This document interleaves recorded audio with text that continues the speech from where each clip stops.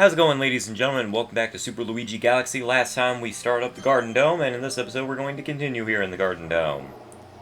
The galaxies we entered last time were this wonderful place. A place where we died a lot, and then we put a boo in a box. So this time, why don't we try this one out? Let's head off to the Dreadnought. Alright, Infiltrating the Dreadnought. Now, this stage, for the longest time, when I first started playing Super Mario Galaxy, gave me so much hell. And I'll actually show you where it gave me hell. Because, it was a really stupid thing, because I didn't know how to defeat this specific enemy at the time. And, yeah, anyway. Space Fantasy to start off with. And we have this very high-tech security system. I like it. It's cool looking. Anyway, we fly over here. And this is the area where I got lost. What you're supposed to do is you're supposed to knock these assholes aside and then stomp on them. At first I didn't know you could stomp on these guys, but I eventually found out that you could. Because I thought that if you spun these guys enough times that they would eventually pop, but that's not how they work. You're supposed to spin them and then you're supposed to jump on them. I don't know why it took me so damn long to figure that out, but I'm happy that I eventually figured it out. Anyway, got some stop it. And watch out for that amp there. He wants to shock ya. He wants to shock ya, man. Now let's grab some stop-its. Stop-its. Gotta collect them all. Because he's Danny Phantom. Gonna collect them all because he's Danny... That's not the song. Gonna catch them all because he's Danny Phantom. Also, Traffic Light. That's a pretty good show right there, Danny Phantom. I haven't watched any episodes recently. I'm acting like it's a current show. I know it's not, but... You know. I like Danny Phantom. I don't like it quite as much as I like Ben 10, but Danny Phantom spoke to me. It was a fun show. I liked a lot of the ghosts in that one. Though I don't know why Butch decided to say, oh, well, they're actually, you know, creatures from another dimension. I'm sure some of them are, but most of them you could clearly see are spirits. They're legit ghosts. And that's one thing I liked about Nickelodeon back in the day. They weren't afraid to go very, very dark. And that's one thing that cartoons are missing nowadays, that edge. Just that edge of grittiness that makes it just slightly unsettling. I like that so much. Although, speaking of shows that you probably couldn't get away with nowadays, I found to watch Johnny Bravo. Hey, baby! I don't know if I mentioned this, but yeah, I actually did finally watch Johnny Bravo. I mentioned this during the Shantae LP, probably, but honestly, Johnny Bravo was better than I thought. It was dumb, but it was a fun kind of dumb. It was that fun, fast-paced kind of dumb that, you know, very fun. The animation's really good, too. Very silly. And I'm not dying. I'm not dying here. I'm not dying here. Uh-oh. I died here. Don't electrify me again. Get on top of the top. Thank you. Man. That part's a little tricky, and that one also gave me a little bit of issues starting off, but not too much. Not too much. This part right here kind of reminds me of one of the intro segments of, what's that area? Oh yeah, of the battle station, which has one of the worst purple coin missions in the entire game. And if I'm playing this bad during that point, oh god, I can already tell you, that blooper reel. No, I'm not gonna show that. You don't need to see that. I mean, unless you want to, but anyway. We're back to happy music. Very tranquil, very quiet. And then we kill a Goon Beetle. Now, our mission here is to not get shot at. Instead, we gotta target a little thing of water somewhere. Don't do that. I gotta locate this thing of water. I don't remember where it is. There it is. Okay. So we gotta get the bullet bill to follow us. Every time I say bullet, it sounds like I say bullet.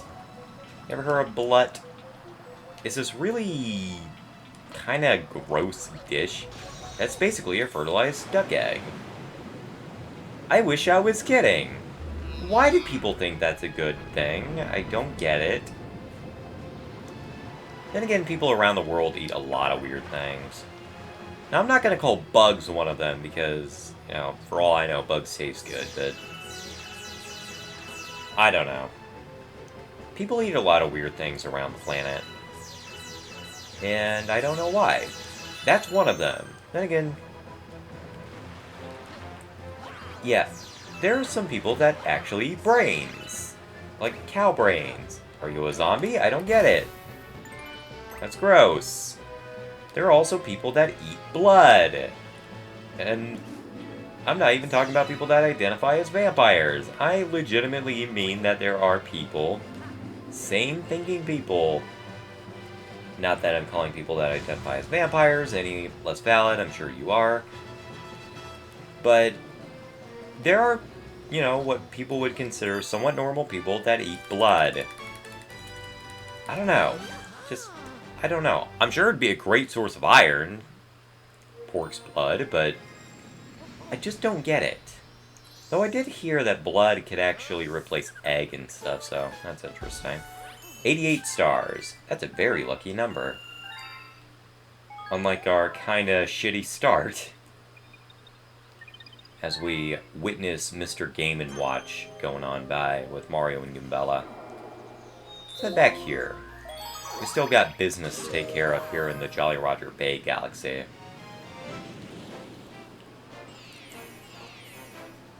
Fortunately, since we've already gone through this stage, we don't have to watch the cutscenes, right? Ha ha. Yeah, that's right. I don't have to watch that dumb cutscene again.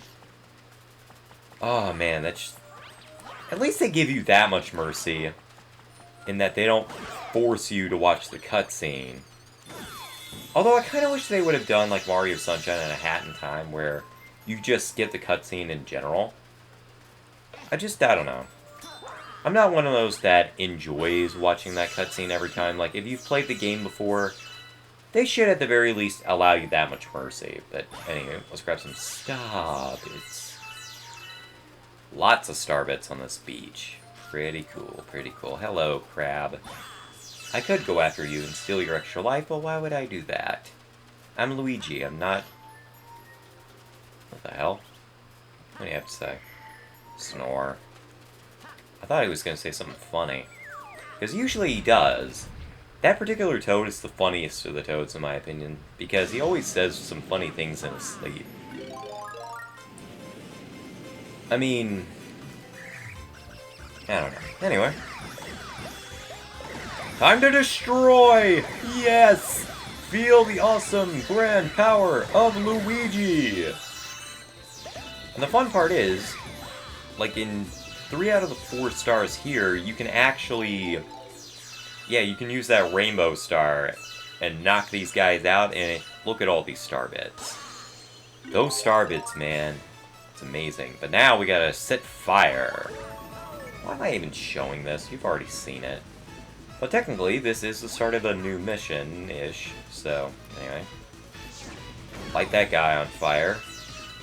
Set that on fire. Set that on fire.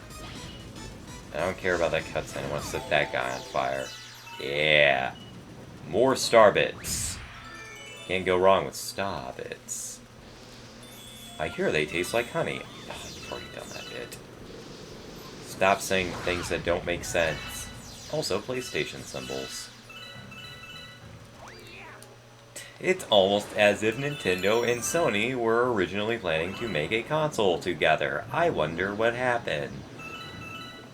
Could it be that Nintendo did something shady and made a deal with Philips instead for some reason. I'm sure there was some sort of politics in that, but Nintendo really didn't make a good decision there. Like, imagine the Nintendo PlayStation. Imagine if it was Nintendo that made that. All those games like Spire the Dragon and stuff, they may have been a little different. Or maybe they would have been exactly the same, I don't know. But then they'd be Nintendo properties as well as Sony properties. I mean, I'm sure Nintendo and Sony would still have that falling out or whatever, but Nintendo would probably have partial ownership of Crash and Spyro, but oh well, all is good in the world now, so Spyro and Crash have now been featured on Nintendo prominently, so yeah. Yeah! Now, let's board the ship. Oh, sheesh. Now we're dealing with even more Jolly Roger Bay analogies, I'm telling ya. Hi, Camilla. How you doing? Alright, am I the only one that finds her Daredevil run to be one of the hardest in the game? Like, I swear, it is legitimately the hardest mission in the entire game to me. And I don't know why. I really don't. I don't know why it has to be so damn hard. But it is. It's crazy. Anyway. But send your magical fiery balls of evil. Give me that Koopa shell. There you go. Quit bouncing around the ship and let me strike you down. Just let me hit you, bitch! I'm sure that was a line in a movie somewhere.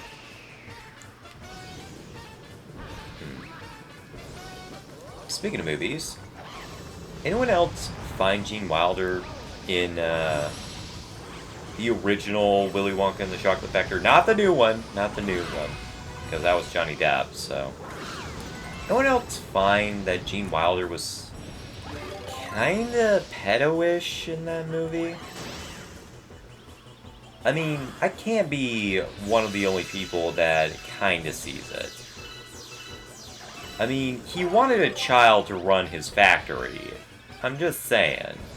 That's, kind of innuendo-ish. But anyway, Camilla has been struck down and provided us with the gold.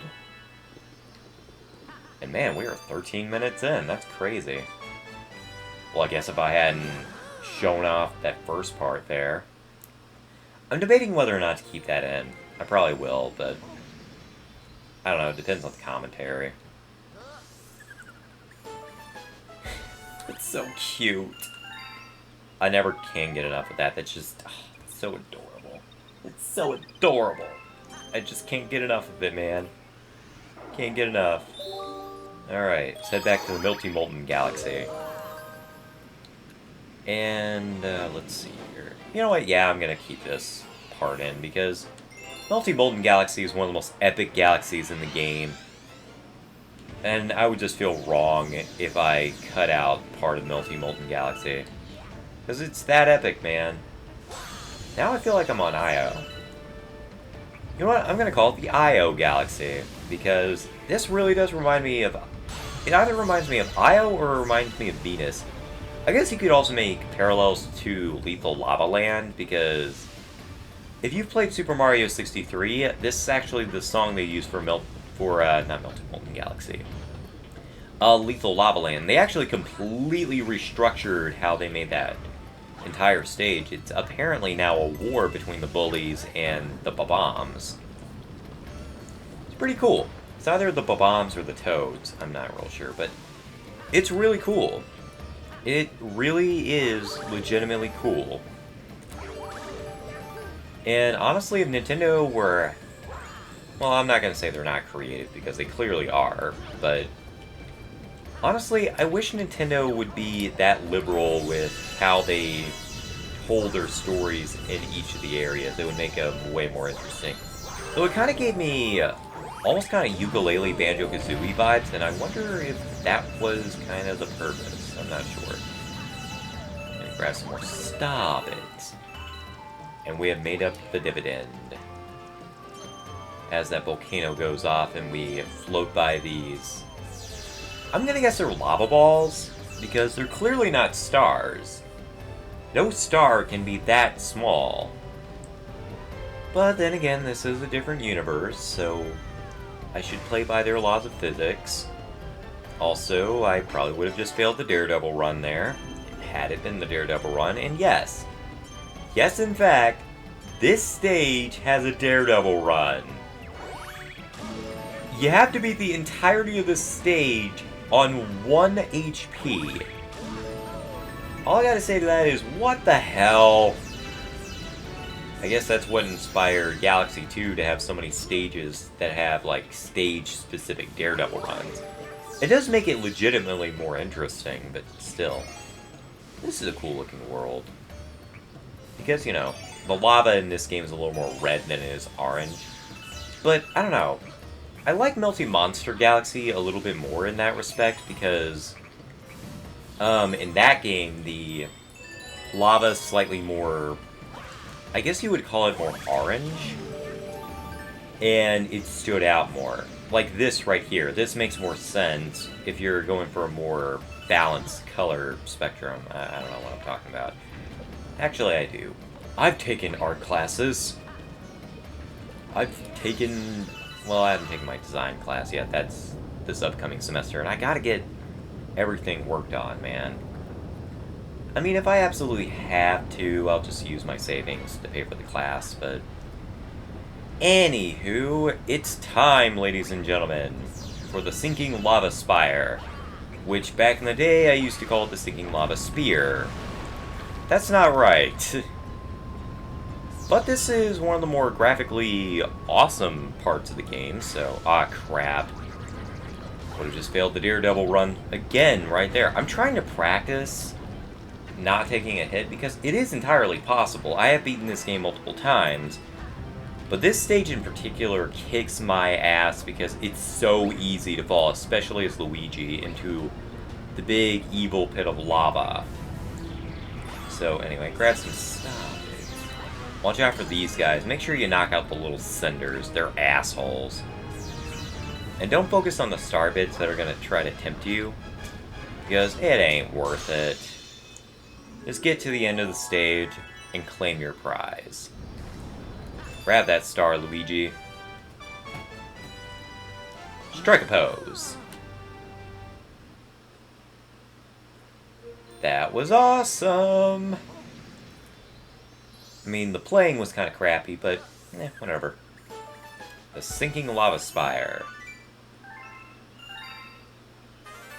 Hungry Luma has appeared. Alright.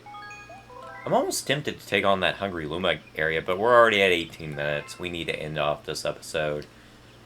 So next time on Super Luigi Galaxy, we will be continuing in one of these galaxies, I'm not sure. We may even take on the Snowcat Galaxy, which is right outside. Stop wasting time in the video. Thank y'all. Peace.